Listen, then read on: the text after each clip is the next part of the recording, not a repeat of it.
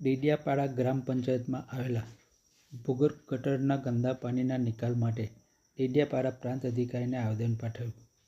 આજરોજ તારીખ 23/1/2025ના રોજ મળતી જાણકારી મુજબ ડેડિયાપાડા ગામના બંગલા ફળિયા વિસ્તારના રહીશો તથા ગ્રામ પંચાયતના ચૂંટાયેલા સભ્યો દ્વારા આવેદન પાઠવવામાં આવ્યું. સાથે જ શું કહ્યું સાંભળો આ વિડીયોમાં.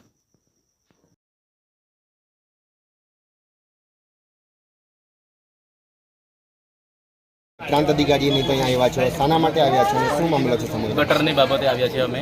જે 10 વર્ષથી પ્રશ્નો ચાલી રહેલા છે તે હમણાં બીજું એક ફળિયું છે તે બીજા ફળિયા પર આરોપ કરે છે અને એક ફળિયું છે તે બીજા આરોપ કરે છે. એવી રીતના અમે આવેદનપત્ર આપવામાં આવ્યા હતા તાલુકા વિકાસ અધિકારીને.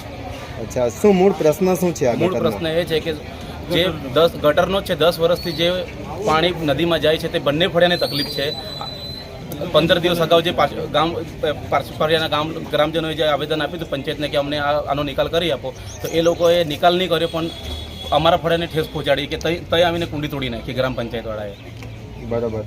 એમાં કુંડી તોડવા માટે કોઈ કોન્ટ્રાક્ટરે તોડી કે પછી વહીવટી તંત્ર? ગ્રામ પંચાયતના સરપંચ પતિ, ડેપ્યુટી સરપંચ અને એક પાછળનો આપણે હસમુખભાઈ ધનજીભાઈ વસાવા, એ 3 જણા આવ્યા હતા જીસીબીથી તોડાવીને જતા રહેલા. અચ્છા, તો પછી હમણાં શું જે સોલ્યુશન તમને અહીંયાથી શું પ્રતિક્રિયા મળી? ટીડીઓ સાહેબ એવું કીધું અમને કે અમે 2:30 વાગે આવીએ છીએ સ્થળ પર અને તમે ગ્રામજનો બધા તમને સાથે રાખીને એનું નિરાકરણ અમે લાવી દઈશું. ઓકે, તો હવે સંતુષ્ટ છો?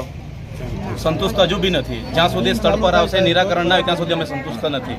ને અમારા પર જે 3 સભ્ય પર આરોપ લગાવ્યો છે, જે 2 પારસી ફળિયાના 2 ભાઈ, જે કરણભાઈ છે, જે હસમુખભાઈ છે, એ તદ્દન પાયા વિહોણા છે. આરોપ લેખિતમાં લગાવ્યા છે કે પછી ના, મૌખિકમાં લગાવ્યા છે. એટલે લોકવાયકા લોકવાયકા રીતે આપ્યા છે. અચ્છા, પેપરમાં બી આવ્યું. સારું. એમને પણ હાજર રાખો સામને એટલે ખબર પડી જાય સાચું શું છે ખોટું શું છે. તમારું નામ શું અને 3 સભ્ય શું નામ છે? જિગ્નેશભાઈ સુમનભાઈ વસાવા, નવલભાઈ કર્મભાઈ વસાવા અને રાજેશભાઈ નરસિંહભાઈ તડવી. બરાબર છે. બીજું કંઈક એવું છે?